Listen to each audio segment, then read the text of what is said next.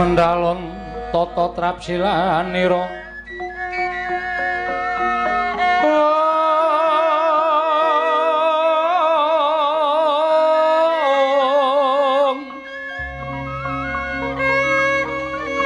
ngajo makan astanira kalih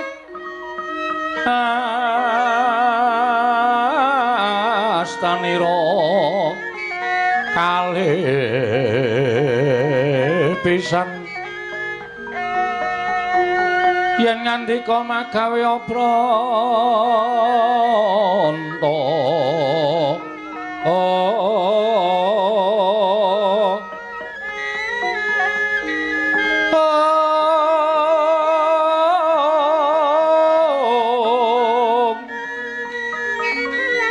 yen ngandika magawe pranta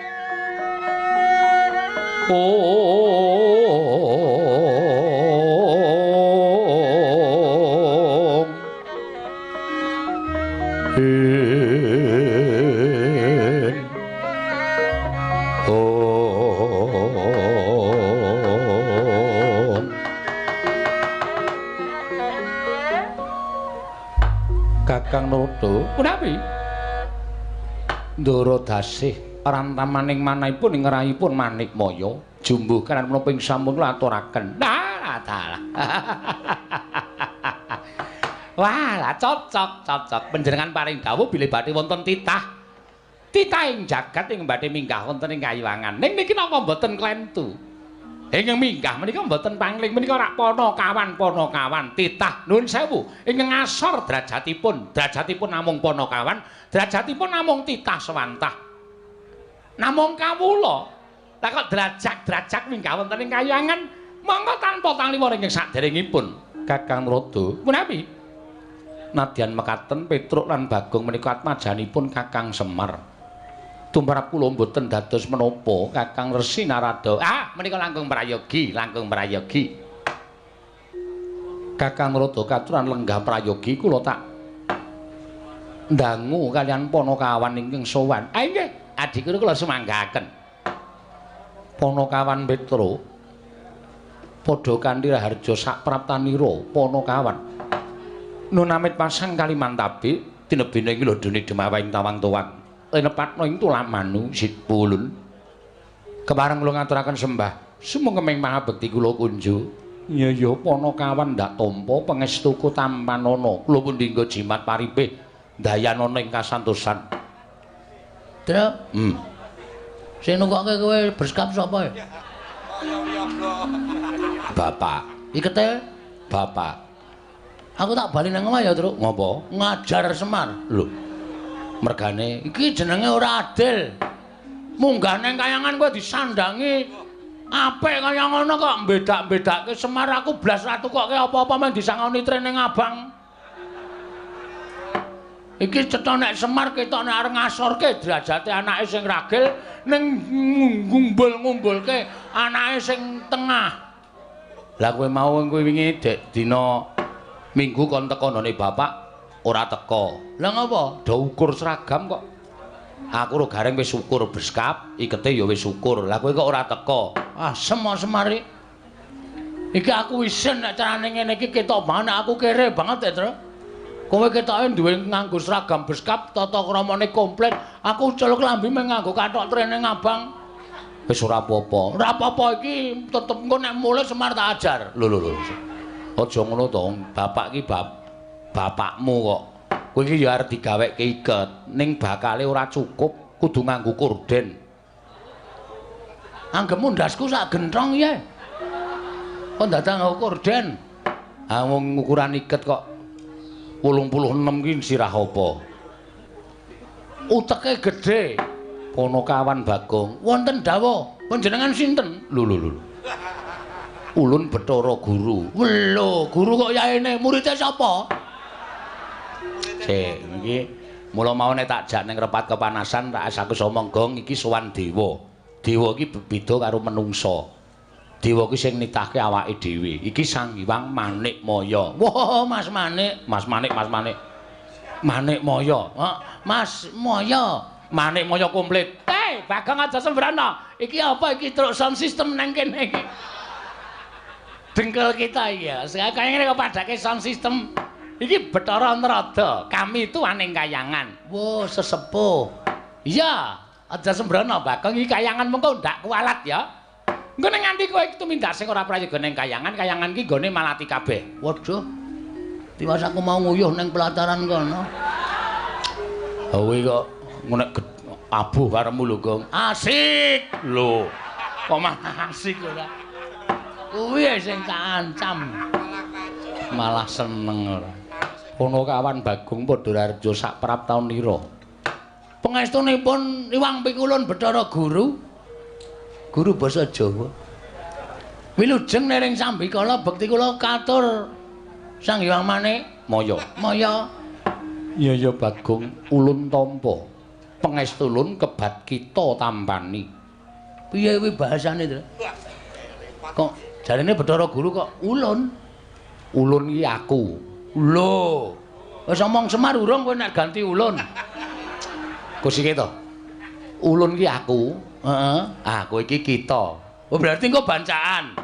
Bancaan apa? Ganti jeneng ora. Ngene, tandani. Wis tau ning Banyumas urung? Nek aku ki Inyong, nek kowe ki Rika.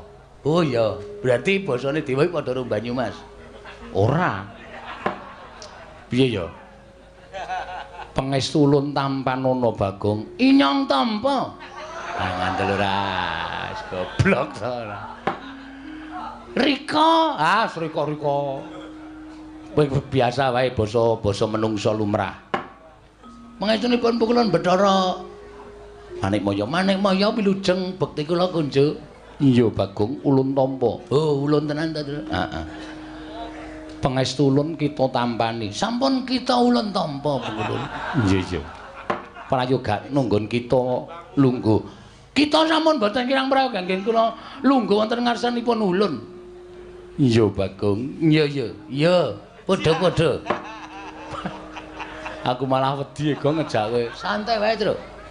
Petra Kantong Bolong Padharjo sak prapta kita. Pangestunipun Iwang Pikulun Narada wilujeng bekti kula kunjuk. Ya Petra ulun tampa, pangestu ulun tampanana. Kula pun dinggo jimat paripin daerah ing kasantosan. Nah, dalah. Bagong Padharjo sak prapta kita. Iki sapa, Tru? Bathara Narada. Dewa kok kaya jog dengkulmu kowe.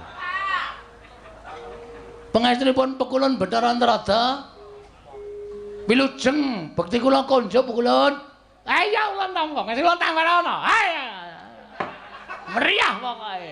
Meriah dengkulmu ora. Kok kaya renyah suarane kaya membahagiakan ya, Tru. Iki dewa apa iki? Iki ora dewa apa, kami tuwa. Sesepuh nek cara nggone dhewe Mbah Kaum. Wo. So nek genduren ngundang iki wae, Tru. Dengkul kita ora. Petruk iki ngandani ya ngawur kaya ngene kok kaum. Petruk Kantong Bolong Padharjo sak prapta kita. Sang Hyang Pikulun Indra wilujeng bekti kula kunjuk. Ya Petruk pangestu ulun tampanana. Kula pun dinggo jimat paripih. Bagong Padharjo sak prapta kita. Pangestunipun Sang Hyang Bathara Basuki ngawur. Indra, aku ora tau apal dewa-dewa. Bathara Indra wilujeng bekti kula kunjuk Bathara Indra. Ya Bagong ulun tampa. Nggih. Engkantun piyambak sampeyan. Lho. Dana Alekasina pun mati. Ngawur to. Kuwi dudu artis Indra Dana Kasina Indra kudu ning Bathara Indra. Cip dengkulmu. Kondur tekan cip barang. Grup ya. Kula mbiyen sak nonton film sampeyan lho Bathara Indra. Lho. Ulun ora nate gawe film. Kaca aku bingung tenan iki. Aku sowan dewa bingung tenan iki mbok sumpah yakin ora tepung. Mula kowe iki sok ketemu karo dewa. Angel ketemu karo dewa iki prosedure angel. Ha iya, Petruk padha kanthi harja sak praptamu. Ha iki sing bahaya iki, Gong. Sapa iki? Yama Dipati. Yama Dipati tukang apa? Tukang jabut nyawa. Hah? Tukang jabut nyawa. Waduh. Ki nek kleru omong jabut nyawane ya, Tru. Ha iya. Pangestunipun Ndorayama Dipati Pukulun bekti kula kunjuk. Iya Petruk tak tampa. Bagong Padharjo sak praptamu. Wilujeng lereng Sambikala pukulun Yamadipati bekti kula kunjuk. Ya Bagong tak tampa pangestuku Tampanana. Nggih, sanget anggen kawula mundi dadosaken jimat paripe. Kok alus nyawa e. Nek nganti kleru nyut ngono rekoso. Ha iya. Petruk padha raja sak praptamu. Majenipun pukulun penyarian Wilujeng. Bagong padha raja sak praptamu. Ndara nekula. Hus. Ngawur wae. Suarane wis padha. Ayo suarane iki cilik ngono kae kok. Wah, ha sapa jenenge? Penyarian. Oh, Pak Carik. Wilujeng bekti kula konjo ndara anu pukulun penyarian. Iya, Bagong, tak tampa pangestuku Tampanana. Kula pundi? Bersisa, bersisa. Mula ya ora salah aku nek kleru. Ha iya. Pangestunipun pukulan penyarian kula tampi andadosaken jimat paripe. Petruk dalem. Eneng apa Petruk? Sowan saka karepmu dhewe apa diutus dening bapakmu? Sowan kula menika mboten saking pikajengan kula piyambak, namung kula menika dapur dipun utus dening Bapak Semar. Bapakmu ya kene. Ha nika ngeten. Bapak Semar menika etok-etoke niku ora gawe taman hiburan masyarakat. Mengkono ben nggih. Bapak niku tuku lemah jembar banget. Kula niku takon ajeng gawe apa to, Pak? Petruk, kula tak crita nggih. Iya ya Petruk ora dadi ngopo. Aku ngene iki jane mengarep gawe seneng ati ning para kawula. Men sing tangga teparuda momong anak kuwi ana apa papan kanggo momong bocah, kanggo nyeneng-nyenengke anak, lan kanggo nyeneng-nyenengke kulawarga. Oh, lah terus papan iki arep tak nggo papan ya kuwi wisata. Wisata, nggih. Hiburan. Wah iki nek matur karo dewa rada angel, Gong. Ora apa-apa, santai wae engko lak dewane do ngerti. Jare guru kok ora dong. Ayo engko siki alon-alon. Papan wisata niku papan sing kena kinarya nggih garing-garep penggaling para kawula. Mengkono Petruk. Nggih. Nggih menika dipun sebut Taman Karangkadempel Happy. Santai wae Truk, le mikir Truk, ora usah ngendelong pikirane. Disebutke apa anane? Ha pokoke Taman Wisata Karangkadempel. Wo niku werna-werna. Enten wong dodol. Teng riku enten dodol dawet, angkringan, terus nika sing panjenengan tau prisa to? Tau nganglang jagat. Enten kaya ban montor gedhe banget, dhuwur banget. Ning nggo ngubengke bocah-bocah. Iya Petruk, malah ulun tau tate nyuwun priksa kalawan Kakang Narada, kuwi sebutane apa? Ah mboten ngertos. Mboten ngertos niku pancen teknologi anyar. Ha niku wonten niku werna-werna. Papan dienggo renang, papan dienggo nglangi. Sak piturute pokoke dienggo maem bebarengan kali para kawula. Niki pun dadi wis dadi Petruk. Pun kathah para kawula sing napa niku rawuh teng papan wisata sing digawe karo bapak niku pun kathah. Kula malah sing didadekke keamanan garing niku sing didadekke ngawati apa ya jenenge kuwi tempat-tempat sing dienggo wisata niku. Lah sing jaga tiket Bagong. Bapak niku rumangsane kok tekor terus.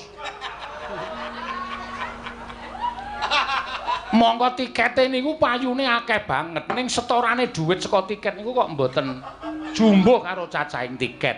Sing jaga tiket sapa? Niki menungsane. Niki. Tangane lho. Nudeng kok neng rai ra sopan. Lah aku mung nguduhke kowe sing jaga tiket kok. Bagong kok iso kaya ngono sebabe? Nuwun sewu, papan sing dingge taman wisata bapak niku akeh tuyule. Yen tuyule akeh mesti ana pengarepe tuyul. Pengarepe tuyul mau sapa? Kula. Ngandel ora ngaku to kowe. Ora sok kaya ngono kuwi Gong, wong bapak ki ragate ya akeh. Bapak ki modale ya akeh ora sok kaya ngono. Kuwi wis dibayar karo bapak kok. Siap. Mulai besok aku tertib, Truk. Ya, dadi kowe iki nek ngapusi ngono kuwi jane malah konangan wong cacahe tiket ki per A misale 5.000 ngono kuwi iki tikete iki ditung 5.000 ping pira sing payu ngono kuwi ditung karo bapak. Bapak iso ngitung to? Iso. Anggepmu bapak ora iso ngitung to? Ya tak kira ora iso mulai tak colongi. Angger ana kira-kira wong ngelak tak kei dit tuku es teh. Takon nukokke susuke takon ngepek. Aku tuku rokok ya sak slop sisan. Aku jenenge gawe tekor. Ora kena. Kuwi bapak jane wis ngerti ning bapak meneng wae. Aku jadi pecat ya ora.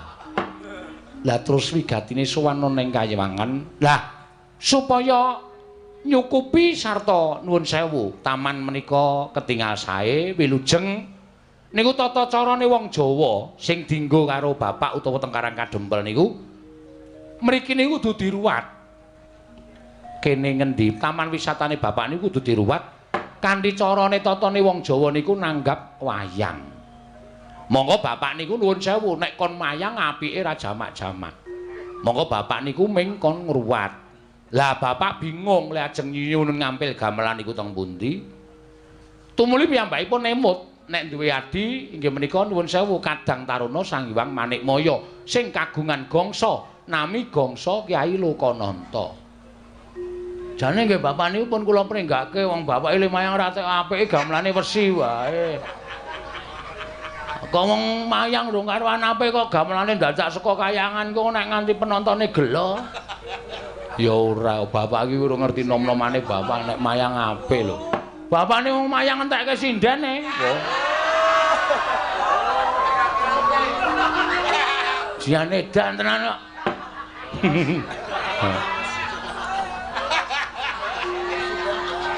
Mula saniki golek waranggana bapak niku kangelan tenan. Emoh do dijake emoh ya. Ngawur ya Semar. Ampun gumujeng niku serius. Iya Bagong nggih. Ah niki terus. Iya. Dadi sowan kula menika diutus dening bapak nyuwun ngampil gamelan Lokananta. Komplit slindro pelok. Nek ajeng kepareng panjenengan sumun Prabu Pukul Bathara Guru menika paring dawuh, bapak niku ken bayar ya manut. Ken ngijoli apa-apa ya manut ning gamelan Lokananta kudu rawuh teng Karang Kadempel dadi srana syarat ngruwat bapak nggih menika taman wisata sing enggal supaya nir ing sambikala. Dados sowan kula kali Bagong menika dipun dawuh dening bapak supaya nyuwun ngampil wujudipun inggih menika gamelan Lokananta. Mengkono Petruk nggih. Mila dinten samangke menawi Hyang Pikulun Bathara Guru kepareng maringaken matur sembah nuwun dene ya mboten nyuwun pangapunten. Kalih nek niki kula wis dikandhani bapak sekedhik arta dienggo pengenceng. Nek Hyang Pikulun Bathara Guru kersa maringaken inggih menika gamelan Lokananta niku wajeng kula pede. Apa, Gong? Pede. Pede ki apa? Manjeri lho. Goblok. DP. Hah? DP. Ameng kuwalik kok. Ora pas kaya. DP kok PD. Niku mboten ketang sekedhik, mengke pelunasanipun 7 taun sakwise pentas. Kuwi arep ngecara ngendi kuwi ora bakal diparingi ngambil nek 7 taun sakwise pentas ora. Ngoten mawon, Bu Kulon. Kalih welinge bapak nek Hyang Pikulun Bathara Guru niku kuwatir gamelan Lokananta niku kenging napa-napa mengke ditabuh para titah mengke peranganing Jawata kinen ngetutke tindake gamelan Lokananta kalih Yoni Dipalilah mangke masyarakat bapak-bapak kumpulan karawitan Karang Kadempel ajeng nuthuk gamelan Lokananta mboten ketang sak kempyangan men padha marem niki pun latihan inggih menika ladrang Subasiti. Apa, Gong? Ladrang Subasiti.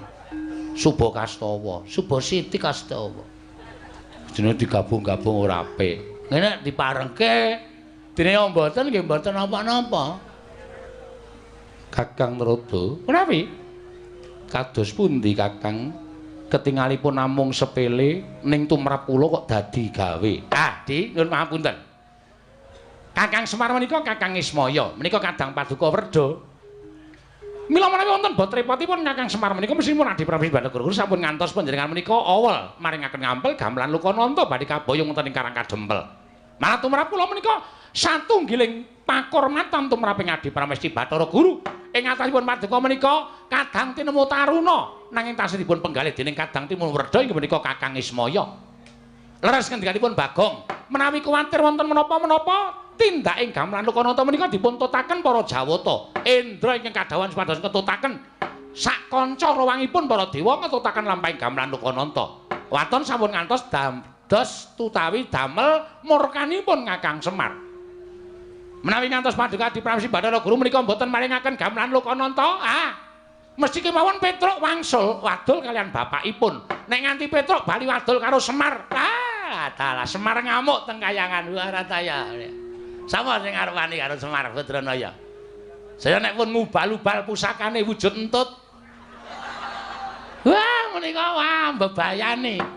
Leres pukulan kula wingi bar opname 7 dina. Mergane dintuti Semar. Setan tenan. Lho, karo bapakne kok senengane ngono kuwi. Pas cangkeme. Kon mijeti nggon sikil ki muni iki lho gong nggon bokong iki kok kaya linu-linu. Tak demek nggon bokong ki metu matut ngono. Pas banget, Tru. Langsung raiku biru. Kowe ora nilai to? Ora. Kowe iki jan setan kok kowe. Kowe iki sedulur ning mungsuh. Kowe iki wis bola-bali ngapusi lara, wingi lara ngapusi tak tileki tak nei dituke tak golek tukoke jeruk ya rong dina mari. Karena kuwi teknik tak nggo golek dhuwit. Oh, edian ora. Pancen aku edan aku. Ngaten Kakang. Nggih. Nanging ngantos Semar menika mangke murka. Hara Cawi. Sinten iki badhe wantun kalian Semar? Nanging tumrap kula menapa ing dipun ngendikaken Kakang Semar lumantar Petruk menika sampun nerak pacak nerajang perbatang. Nerak pacak nerajang perbatang perkawis menapa? Dipun menapak-menapakno Kakang Semar menika titah. Mangke rumiyin.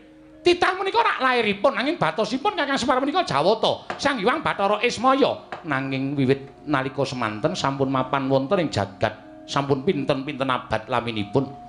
Mila Kakang Semar menika sampun dipun setrakaken boten dipun akoni dening kulawarga kadewatan, nanging tetep dados titah sawantah. Mila menawi wonten jamak lumrahing titah ingkang wantun badhe ngampil dhateng Ubarampe ning Kayiwangan, tontonan ing Kayiwangan.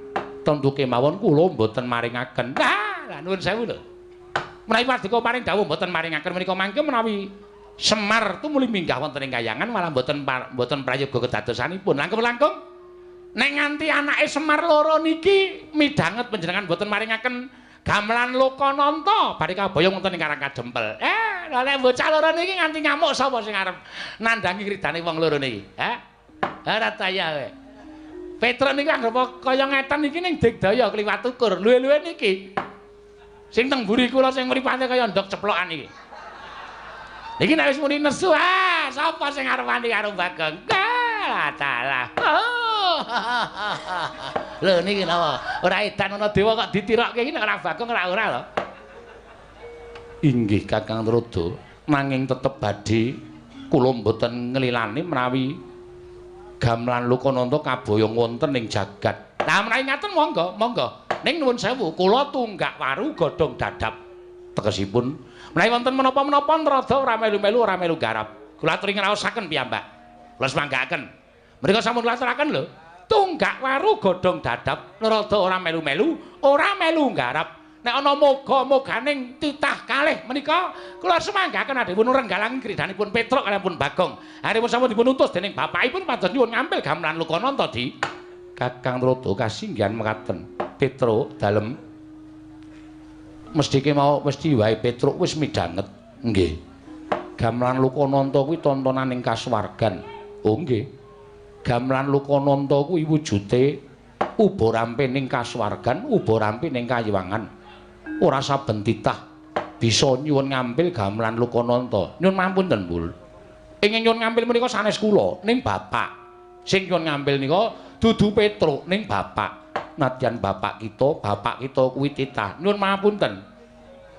Ngendikanipun para sepuh, ngendikanipun para pinter bapak menika mboten titah. Ning nika dewa Sang Hyang Bathara Ismaya. nanging bapakmu wis ora dianggep kulawarganing kadewatan. Bapakmu wis dibuang ngono ing jagat tegese bapakmu kuwi dudu Jawata. Bapakmu kuwi mung titah swantah. Oh ngaten. Iya, dados kesimpulanipun keteranganipun kula nyuwun dawuh. Dipun paringaken ana mboten? Ana kawan Petro, ulun ora mlayogyani, ulun ora maringake. Mboten maringaken? Ora Petro. Ah nggih sampun mboten napa-napa. Gong, piye iki? Piye? Sukses ora? Di PD saiki apa engko? DP. PD ora. Di DP saiki apa engko? Nek wis siap DP-nen. Ning wong iki Gamelan Lokananta iki ora dikeparengake tedhak ning jagat, ora entuk diboyong ning Karang Kadempel. Bagong, non. Gamelan Lokananta mboya entuk diboyong marang jagat. Mboya entuk diagem dening bapakmu ning Karang Kadempel nggone bakal ngruwat papan wisata mapan ana ning Karang Kadempel Bagong. Keterangane pokoke intine Gamelan Lokananta ora entuk digawa ning jagat, ngoten? Iya. Nek nganti kula lapor Bapak, ulun ora wedi. Ulun ingkang bakal tanggung jawab. Berarti sampean mboten ajrih kali bapak kula. Ora wedi Bagong. Nek ngoten timbangane kula bali ning ngenten mawon. Entuk ora entuk ajeng kula suwun ngambil. Nek nganti sampean mboten biar ora. Mengentukaken maringaken Gamelan Lokananta kula boyong wonten ing alam donya. Ora ujar ora kaul. Noyah-nayah Baskara titi mangsa. Bagong mboten ajeng wangsul. Nadyan Bagong dikon wangsul, kula ora arep gelem. Nek perlu kula kudu tanding kali dewa-dewa sing do tata tirik-tirik teng mriki. Kula ora wedi pikulan.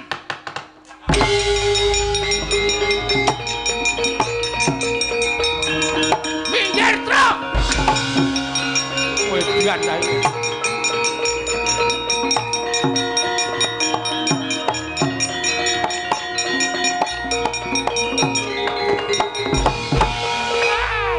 Kencang warudaya. Lho. Lah cah edan tenan. Ning ngarepe dewa kok salto. Nandhake nek aku ban kuning karate.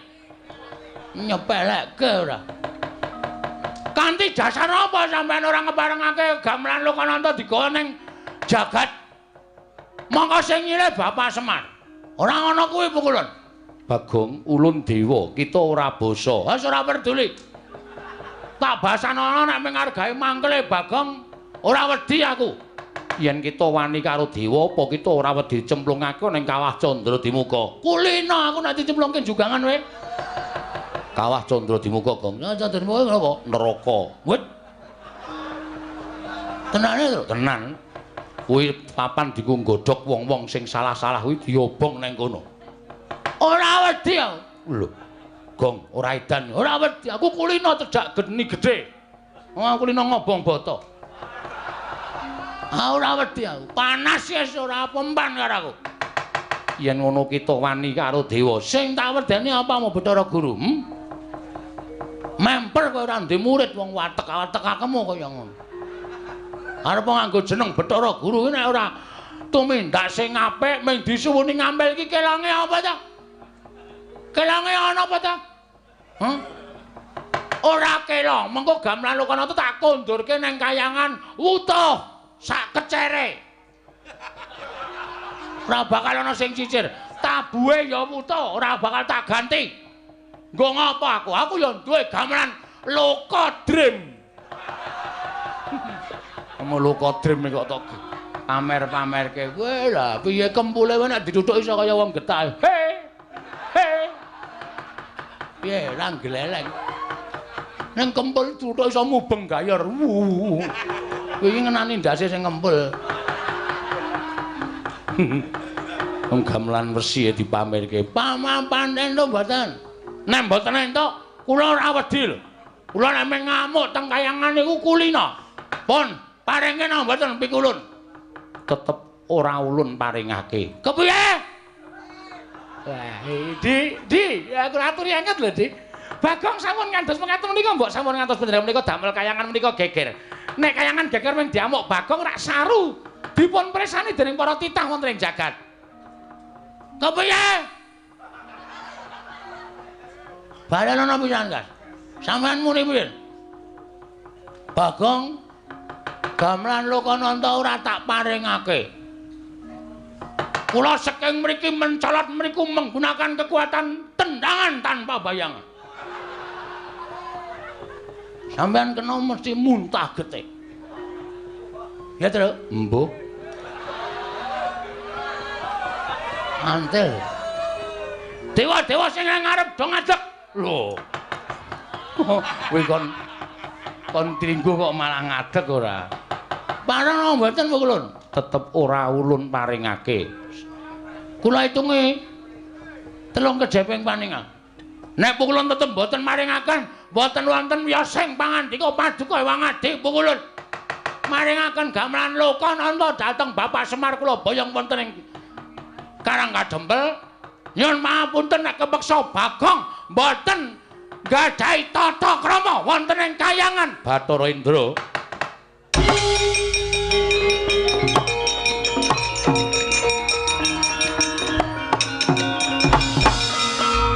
Bathara Indra kula wonten dawuh Pukulun. Sira ulun dawuhi menika kula ketutupan tiyang kathah sanget. Petruk minggir aku arep tutupi. Lah tutupi Indra aja nganti metu. Metu entek-entekke kuwi bintang film e. Aja nganti metu, Tru. Bathara Indra, kita bakal nampa duka saka ulun yen kita ora enggal mangsuli kelawan Bagong. Bathara Indra niki ngestaken dawuh ulun.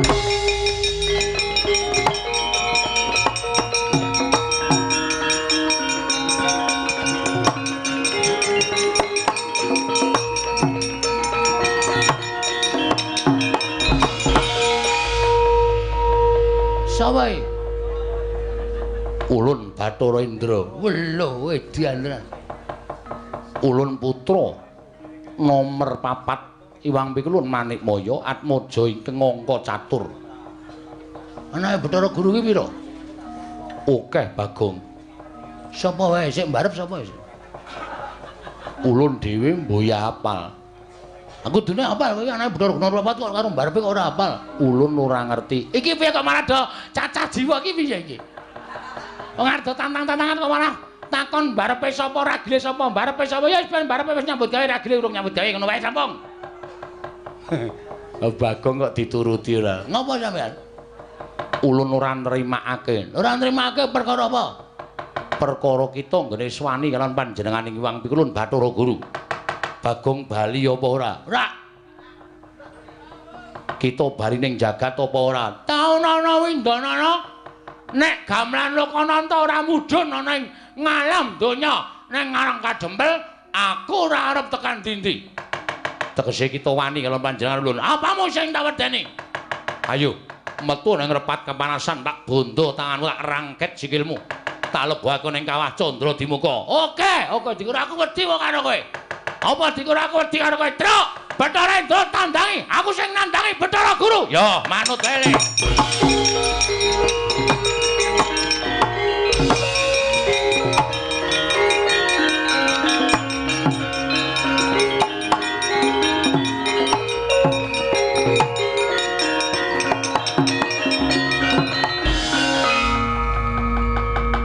Ulun dawuh kelawan Indra kon ngundurke Bagong, kok Bagong ya pinter le gawe alasan.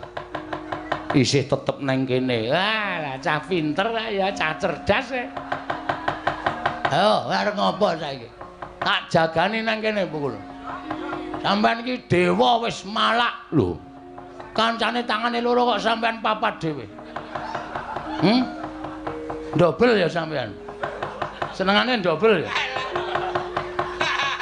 Biasane siji mungsuh siji sampeyan mungsuh loro wae wani. Lah edan. Ya mau dipati iki piye iki? Bagong. Non, sapa niki? Ya Madipati.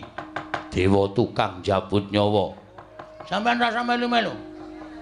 Apa dikira wau kula wedi karo sampeyan Terus saniki sampean ngelekke karo kula terus aku dikira wedi karo kowe wae. Hah? Jabutan nyawane Bagong.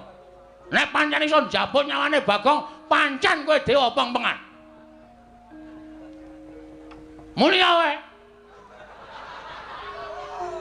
Kampleng sisan. Lah edan iki ngopo iki? Teko ora. Melu-melu lan iki kewangi karo kowe dawuh karo Adi Prabu Bathara Guru supaya maring aku ngambil ya kuwi gamelan kono aku tak uring-uring. Aku nek nesu sapa-sapa tak uring-uring kok. Ora peduli ngewangi aku apa ora. Aku nesu ngene iki. Iki widodari wae. Inggih kula widodari. Wah, widodari ana sing parah. Apa kaya ngono kok widodari? Widodari iki jebul ana sing elek. Lah widodari iki werna-werna. Ha mburi kae widodari kok lemune ora jamak-jamak. Widodari iki mesti kaning wong wadon. Awak-awakane kudu ramping apik. Nek carane bodi iki biola. Kae bodi kok kaya bok. Pucuk bongkot ora ana nggih-nggihane. Nggo ngopo kaya widodari? Ah ya wis ben, ya wis ben. Kae nggo nyediani dewa elek-elek. Kaya kowe kuwi. Hus. Kaya aku piye ulun arep kaya ngene iki widodarine sing ayu. Wah, dumeh dadi pengarep terus kudu ayu ra. Bagong aja kaya ngono. Mboten, pokoke kula kudu tetep njaluk gamelan Lokananta. Nek ora diparengake tetep kula ajeng ngamuk teng kayangan. Kita ora wedi karo Kawah Candradimuka. Mboten. Kawah Candradimuka niku ngerti karo kelakuane titah. Dadi nek umpama ana titah sing tumindake apik cemplungke teng kawah ming merga saka karep sampean, merga sampean sengit karo titah wau, Kawah Candradimuka ora ngobong karo titah mau, mesti ora kobong. Nyemplung kawah ya kaya ning dedaratan, kaya ora kena geni. Ning nek pancen wong niku dosa tenan, ora usah cemplungke kawah, deleke nggon pinggir wae mateng menungsane. Ning gandeng Bagong niki rumangsa kula ora salah. Kita salah merga wani karo dewane, merga dewa sing ora adil karo titahe. Sebab apa sampean bedak-bedake karo Semar? Sebab apa gamelan Lokananta ora entuk disuwun ngampil karo titah? Ayo, wangsulan. Semar ki dadi titah merga sampean sing menfitnah ning arepe Sang Hyang Pikulun Bathara Tunggal. Lho, kita malah ngerti. Ngerti wae, aku maca bukune kok. Bapak niku nyimpen buku.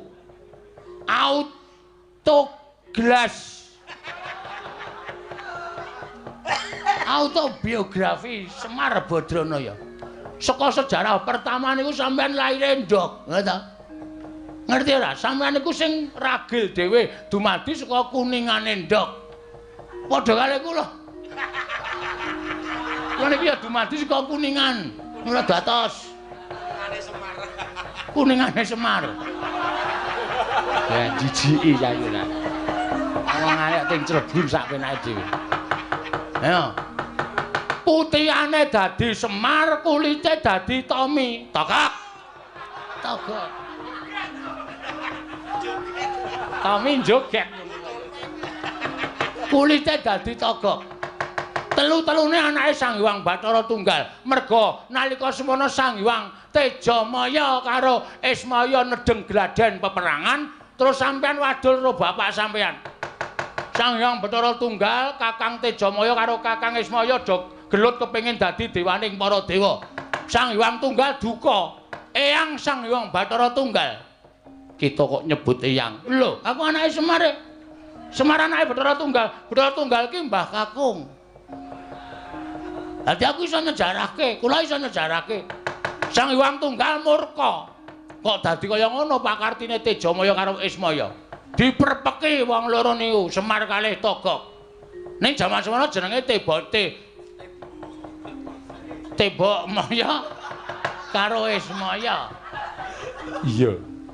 Terus dikon mangan pagring Gunung Pagring Jagat sisih kulon karo Gunung Pagring Jagat sisih wetan. Togok berusaha mangan nganti cangkeme diambak-ambakke suwek.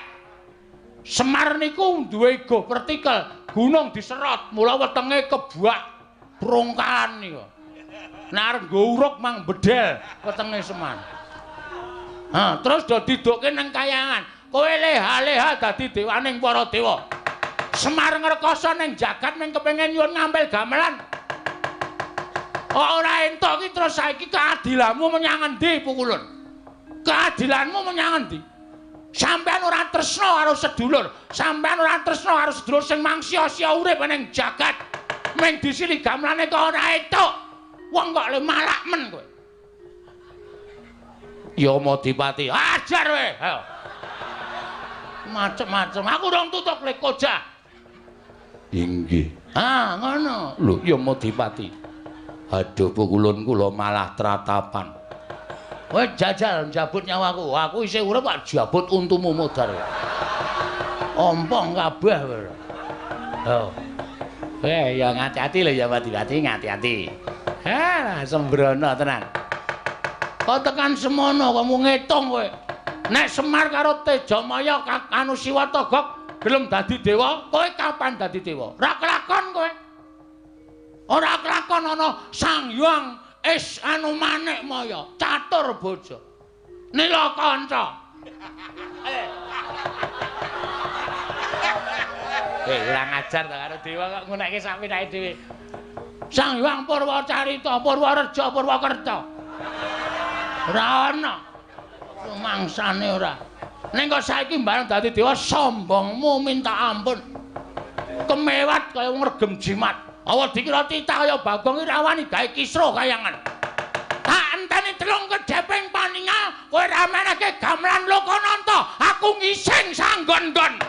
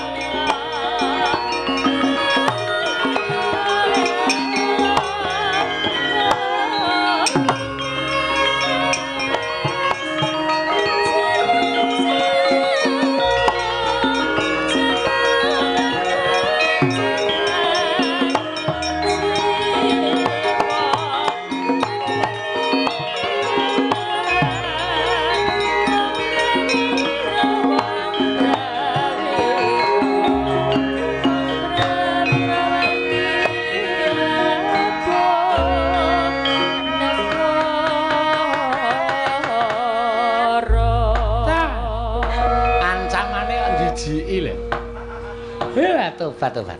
Lah nek kelakon apa ora teng-tengan kabeh.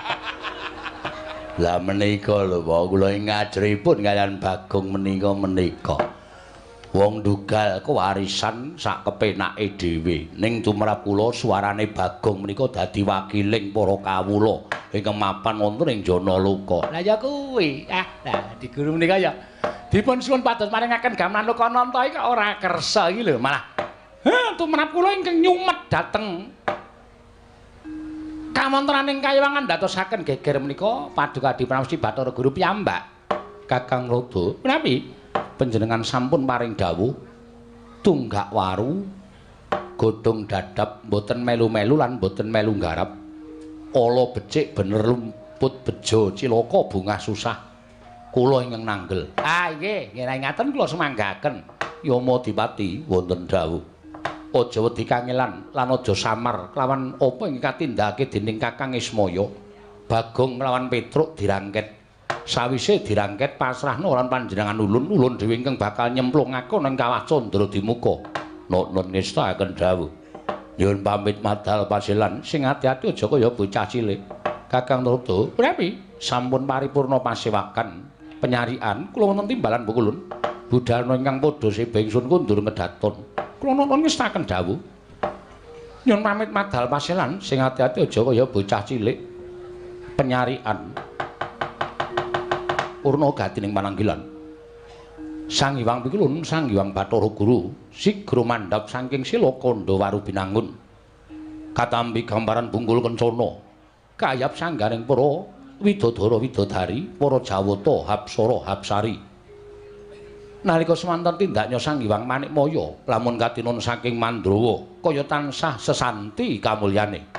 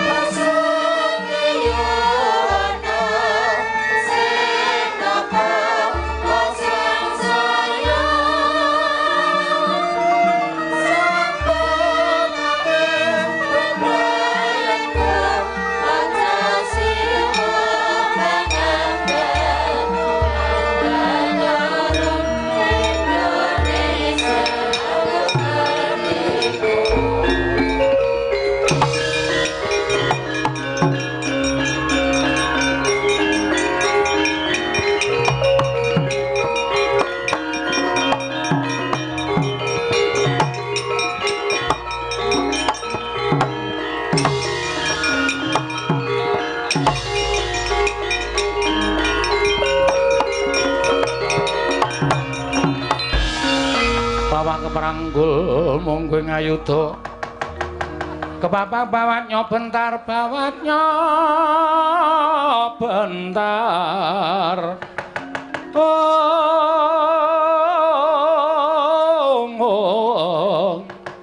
kepapak nyungging ngaloka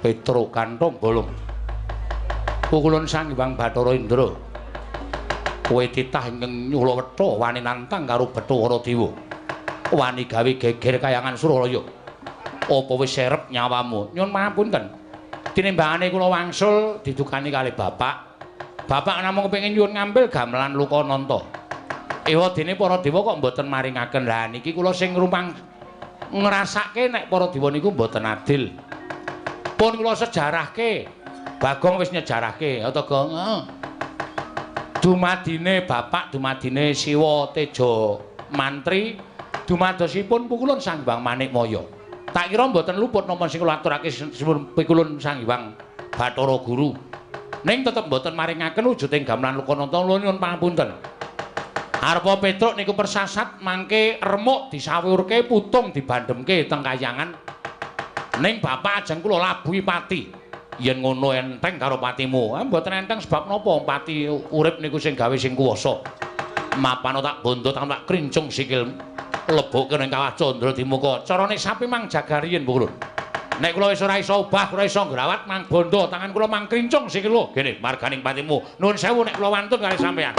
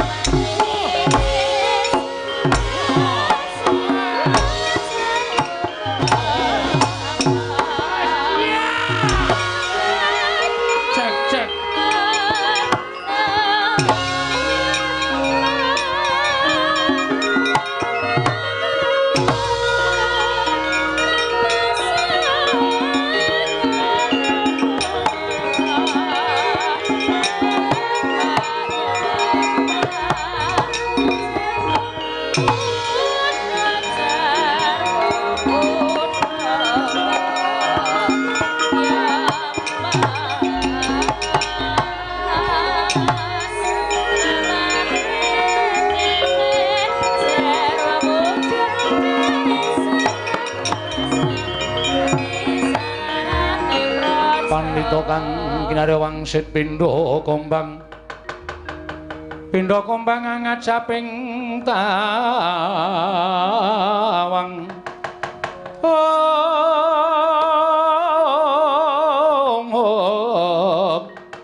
susuh angin ngendi nggone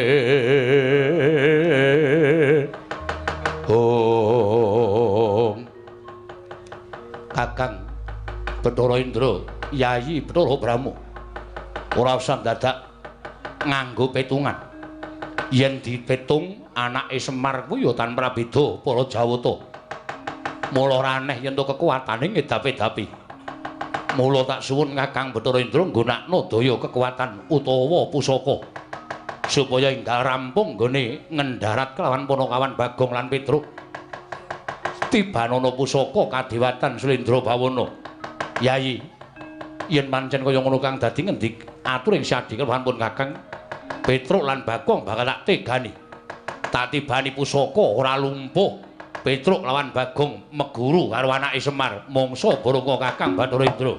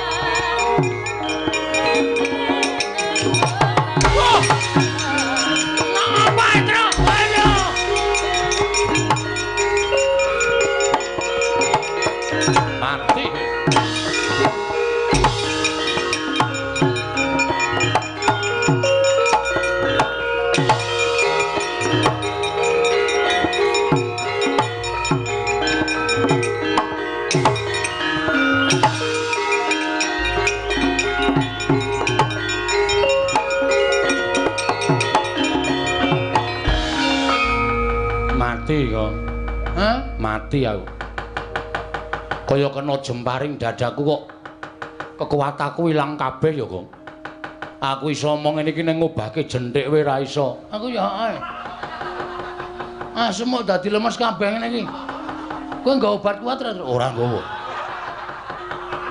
men iso obah wae aku wis seneng lho jane ayo sambato kena daya kekuatan pusaka Kaendran ora lumpuh aja tundang Bathara Indra Petruk. Lah sampean sombong. Sampean umuk. Ayo nek wani tangan kosong. Truk. Awar madhep rono angil. Otot bebayu kaya ilang kabeh iki piye iki? Mentari mata-mata sing ketap-ketip.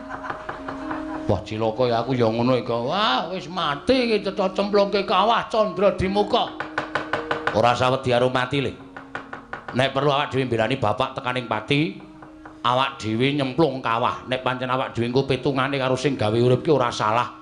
Kawah Candra Dimuka ora mempan mobong karo awake dhewe. Tenane? Tenan. Kuwi buku ngendi sing ngomong ngono kuwi? Lho, nyatane jaring para kiai, para pepundhen kae nek wong ora salah cemplungke kawah ki genine ora kuat ngobong karo awake dhewe. Muga-muga ngono ya, Tru. Ah iya. Ayo saiki Glawata. Kula mboten saged nek pancen sampeyan kendel tenan. Ayo mangluari kekuatan sampeyan tiba teng awak kula. Ayo. Aku culke kayak ana kekuatan Bathara Indra sak asik kaya. Wila suarane Bagong kok isih kaya ngono. Sapa kuwi? Bathara Brahma. Weh. Kowe dewa apa kowe? Dewa geni. Nek aku nyilireke. Lho. Dewaning geni kok cilirek. Mesti kowe kejaba kuwi kowe nggo gas bareng to kowe. Wah, Bagong ki pancen omongane nganyelake. Sapa kuwi, Truk? Bet ketoke ya Madipati aku nyawang saka kene kok sandangane. Kae rasa kon melu-melu kok njabut nyawa cilaka, Truk. Ayo sambat kowe ora iso glawat tak jabut nyawamu. Wis aja kesusu ya Madipati nek ora mau dadi jabut ya. Bagong. Pancen cangkeme elek kok Bagong ora. Wis kowe ora iso glawat.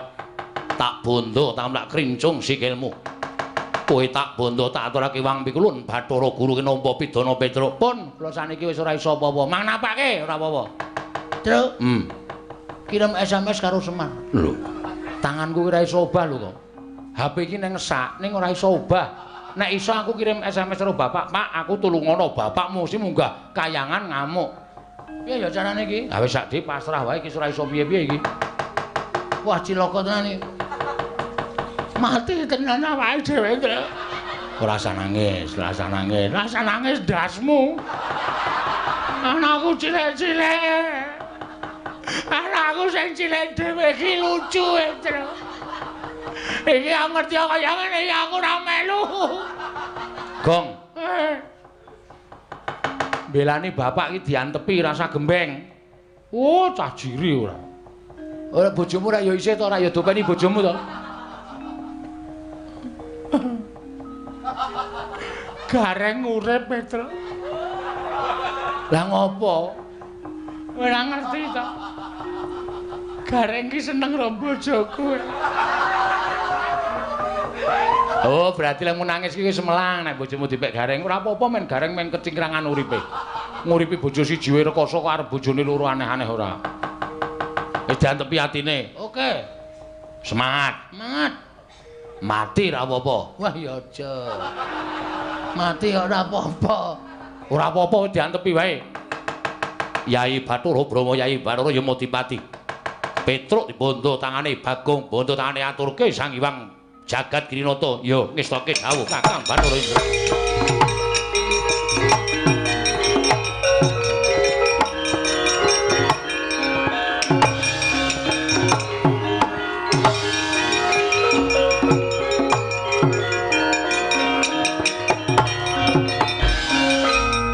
Bagong ya dibondo. Iya.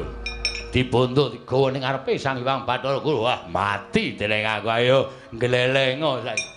Ora gleleng, ora wani gleleng dudu Bagong. Wah, rangket tanganmu tak krincung sikilmu, lebokke baku jarane. Ha?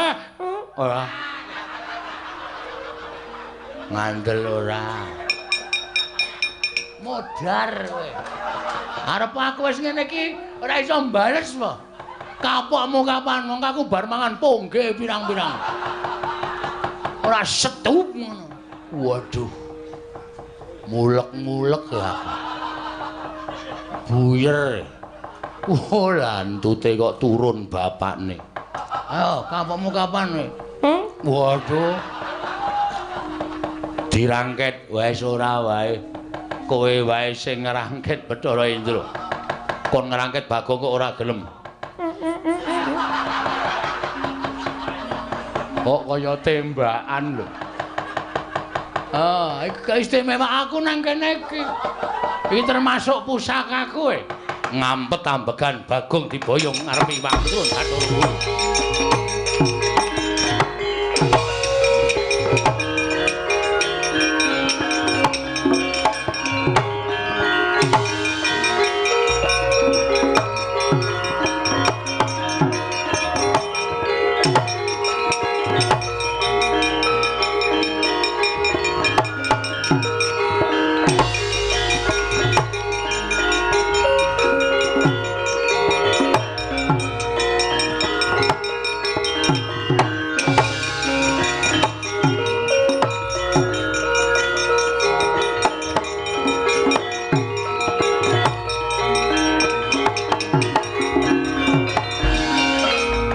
Samar pamoring sukma sinukmaya sinukmaya winaya ing asepi sumimpen telenging kalbu pambukaning warana tarlen saking liyep layaping aluyup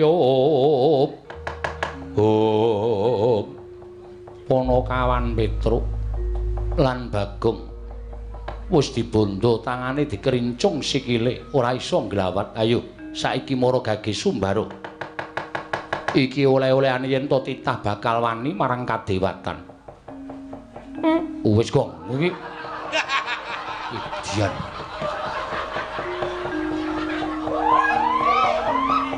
Bathara Indra wonten dawuh pukulun kok ora mbok plothot wetenge. Ing ngatasé ning Bali Marti Kunda manik. Asem aku mampu dhewe, Truk. Mumet aku. Wis salah ora. Edan kok kowe iki ora. Wis pokoke mumpung arep mati tak entek-entekke. Ndak engko malah dadi sangu malah ora prayoga. Kita bakal ulun cemplungke ning Kawah Candra Dimuka. Mboten wedi, kula mboten ajri. Mang cemplungke teng Kawah Candra. Cemplungke saiki. Nyakit. Licik kowe Bathara Guru. Nek pancen wani ayo aku balekno kekuatanku kaya mau. Obrak-abrik tenan kaya. Aku ora wedi lho Bathara Brahma, Bathara Indra, Bathara Yama Dipati. Ora wedi kabeh aku. Ning caramu ora kaya ngene iki, Ru. Gong. Ora kuat Heru kok. Oh. Tak kira nek Bathara Guru. Ayo, balekno kekuatanku. Nek pancen kowe wani, balekno, ora wedi karo sapa-sapaku. Heeh. Sampeyan ora maringake gamelan Lokananta, tetep kula kalih Bagong ajeng ngamuk teng Kahyangan Suralaya. Tetep kula ajeng ngamuk. Kita nadyan sumbar kaya ngapa ora bakal bisa nglawat sumbaro petak aci-aci. Wah, basa Korea bareng. Apa, Gong? Basa Korea. Petak aci-aci.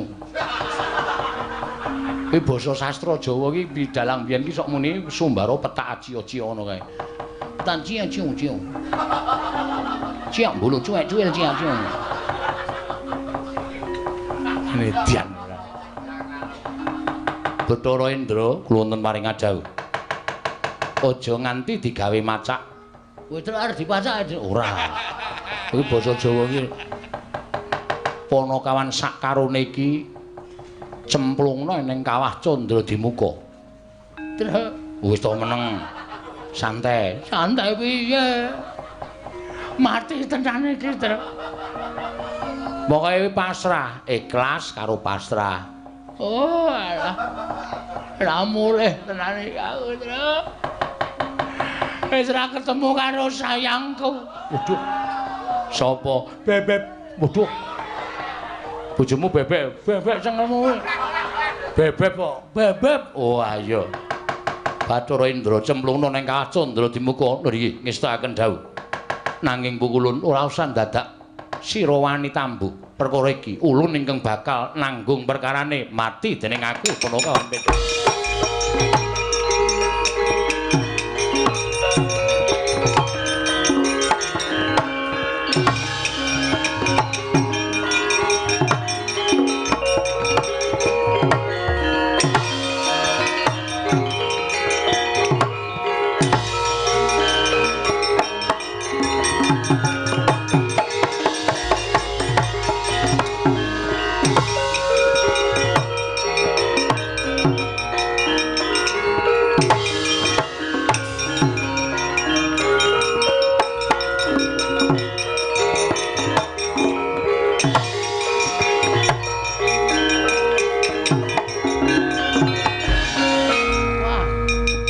Iki jarake adohe panase kaya ngene. Santai malah awak dhewe ora ngrasake lara kok. Plumbuk mati. Jare nek ora salah ora wuk. Ha iki ketoke kok tetep wuk nek iki. Tetep murab ya tetep ketoke. Ha kaya ngene, kaya ngene. Ayo. Rungokno. Rungokno pesambate wong-wong sing tak obong ning Kawah Candra Dimuka sing duwe dosa tumraping para Jawata. Ati aku. Aduh, tulung aku tobat. Aduh, ndasku dipecah bola-bali. Asah dirungokke lho, Gong. Aduh, tanganku diketok bola-bali. Aduh, gegerku disetlika. Ketoke ngapusi nek iki, Tru. Ha kok ngapusi? Mosok kene ana wong dodol setlika?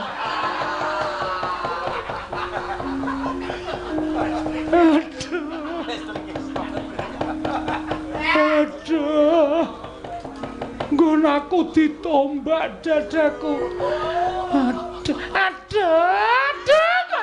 ditombak bola-bali. Tombak aduh ditombak, dudut meneh ditombak. Nganti raja-raja aduh. Rasa dirungokke lho, Gong. Wah, aku saya suwe saya tratapane, Tru.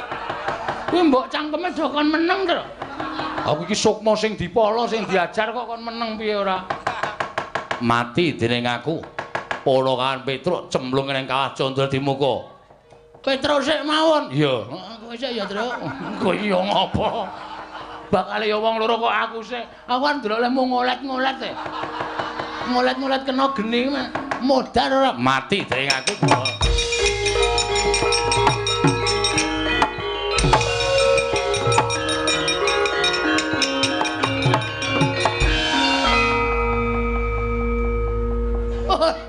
Mentolo aku.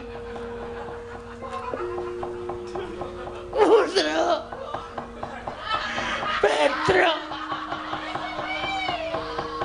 Bareng kobong kok rambutmu mabuk. Kok pindhole mabuk. Ayo sambato bapa ngakoso Ibu Merti. Kowe bakal tekaning pati cemplungke kawah. Sik. Rasa tak cemplungke mo, Brama. Petruk wis kebacut tak cemplungke. Aku rasa tak cemplungke, aku tak nyemplung dhewe. Nyemplungo. Tulung plotroke kathraku. Kok dadak nyosok nyemplung telesan. Kuwi geni kok telesan. Wis jaluk pamit, Truk, tak tututi, Truk.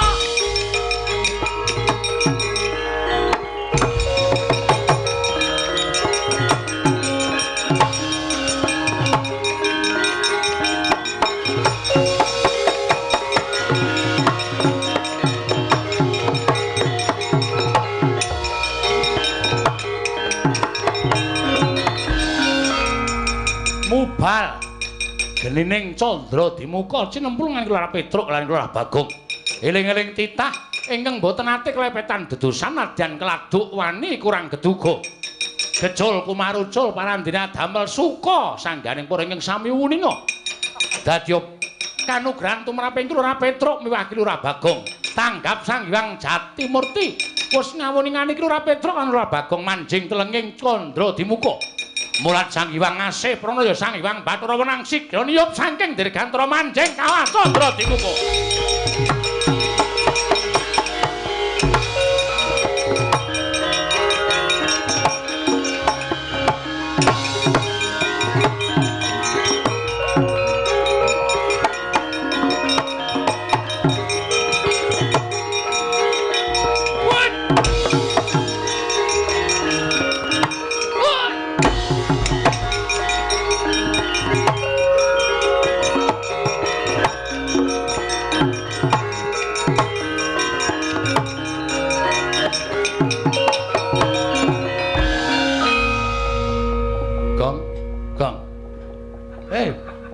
Wis mateng po?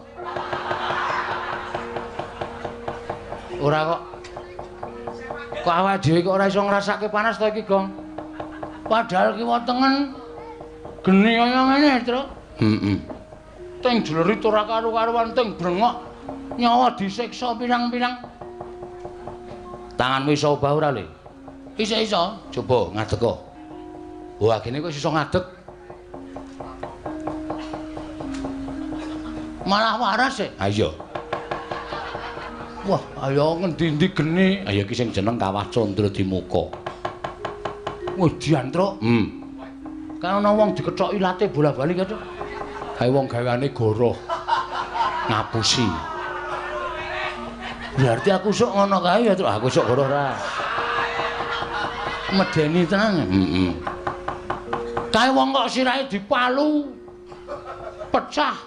Gathuk meneh, palu pecah gathuk meneh. Kae wong sing pikirane wong pinter ning dienggo pinteri wong liya. Wah, dan ana wong matane dicubles paku sok kae, Cuk. Kae gane wong injen. Aduh. Ngopo kok aduh? Aku kulinae. Aku kuwi karepmu kowe. Aseme bojomu barang tak injen. Kok werna-werna ya pasiksane ya, Truk. Kaya ana sing di slamet wetenge mangan barang haram. Oh, mangan iwak-iwakan sing ora entuk dipangan kuwi, dipangan iku wetenge disumeti kaya ngono kae. Wedan. Oh, kaya ana bokonge disodok. Disogok nganggo apa jenenge iki? Apa jenenge wesi kae, Truk? Kae gaane ngentut sak nggon-nggon. Aku ana kabeh aku. Berarti pasiksanku ngedeni ya, Truk. Oh, medeni. Mripate dicoblos, ta. Wis sok nginjeni, ya. Sok goroh, lambene kethok ilate. Wah, nyemelangi. Ning ya ana sing kae diobong murup malah guyu cekakaan. Diobong murup guyu cekakaan. Kae saking dosane ora iso di ngapura nganti dadi penghuni neraka. Dadi jim, dadi setan. Kae ora ngrasake lara kae kaya ngono kae. Mergo saking jahate. Ketoke kowe brek. Duapure ora. Aku ora ngopo-ngopo kok. Sing kono kok ketoke ngono. Gong iki cah cilik kok dosane akeh banget. Kamplang mencrat. Ora ngerti iki sapa iki? Sapa ya? Sang Hyang Bathara Wenang. Mulai dhewe cemplung kawah ora apa-apa iki mergo ana iki. Waduh, pemadam kebakaran waduh. Lah owek-owek lambemu lho. Lah kok karo geni kok kendele ra jama-jama ini ora pemadam kebakaran ora ana to. Gong tak omongi lho. Pemadam kok pematan. Pemadam kok kowe tak omongi. Kowe mau iso crita Sang Hyang Bathara Tunggal. Heeh. Ya ta? Heeh. Bathara Tunggal iki sapa? Bapane Bathara Guru, bapane Semar, kuwi kambah kakung awake dhewe. Heeh. Lah iki bapakne Bathara Tunggal. Wo. Kakek buyut. Heeh. Kakek buyut. Ora kakek buyut niki sesembahaning para yai wong-wong dewa Bathara Guru nyembah karo iki. Kok cilik to? Ayo ben ora. Cah SD kok pintere ra jamak-jamak. Cah SD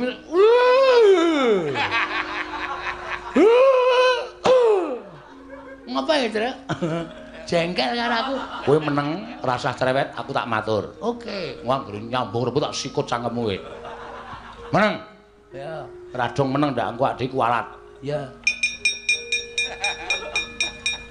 Bekti kula bukulun. Iya. Petruk ndak tampa, pangestu ulun tampanana. Dadi wiraswara apik.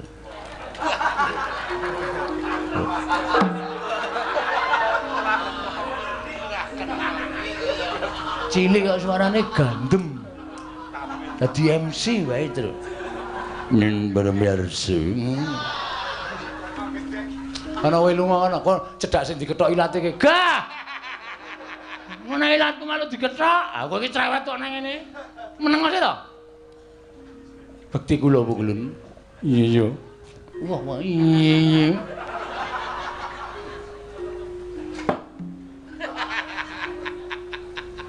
Petro dalem kulun. Marmane kita ora ngrasake panas mergo saka daya ulun. Nggih, kula sampun ngertos. Wedan. Ampun. Wis meneng. Ulun sak pejagung kelawan jeneng kita, nedya mitulungi kelawan jeneng kita Petro. Kula, iya Petro. Merga apa ingkang dadi karepaning bapakmu mau becik dene Bathara Guru kesasapan tumindak angkara budi candala. Bathara Guru ingkang duwe watak sewenang-wenang dheweke ngrumangsani dadi dewaning para dewa, tumuli ora tresna asih kelawan titahe kuwi kleru. Nggih, Pukulun. Mula ulun ingkang bakal paring pitulungan kelawan jeneng kita. Matur sembah nuwun tanpa pepindhan. Nanging sadurunge kita ayo ulun entasake saka ing kawah Candradimuka, kita ulun kanthi ana ing Ngundaran Tirbawana Petro. Sakmenika? Iya, Petro. Ha nggih nderek mawon. Ing kantong bolong yen ora apa-apa. Eling ana satriya Wiratamtama. Oh Kebat kita tut wuntat kan laku Jandra ulun munggah ana ing Ngundarandir Bawana. Sawetara bakal ulun paringi kanugrahan lan kita kudu bisa minangkani apa dadi utusaning Semar mboyong gamelan Lokananta. Nanging ngaten parang ulun kula ratun derek, monggo ulun kula dherekaken Petruk bareng kelawan panjenengan ulun. Nggih.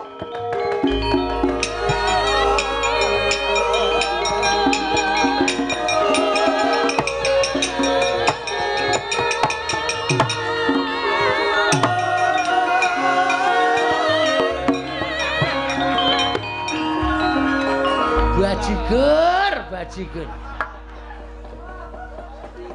Petro iki ora sadar ya. Petro ki hilang ingatan ya. Nek nggawa aku. Dijak karo si sama mau cah SD mau. Petro ayo ning kantor kepala sekolah monggo kula dherekaken. Lah kok lali nek aku nang kene. Weh, lah penyakit. Wis, piye iki aku nang Kawah Candra di muka mongko ora ana sing mitulungi karo aku. Gong, yo. Mangkat. Kae uteke ra dinggo ya, Jan. Komeng yo mangkat. Kowe iso mabur ki mergo apa, Truk? Aku ki ra iso mabur ya, Nyok. Ulun piye Petruk? Bagong mboten saged mabur. Ulun lali.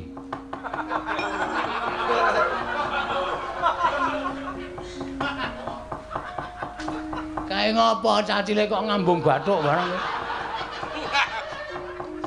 Wis dinaiki kekuatan mabur cah goblok. Wah timblis kok kene modar ora. Yo. Nanti Kalasan. Ngundarandir Bawana. Melu ya, Truk? Mabura.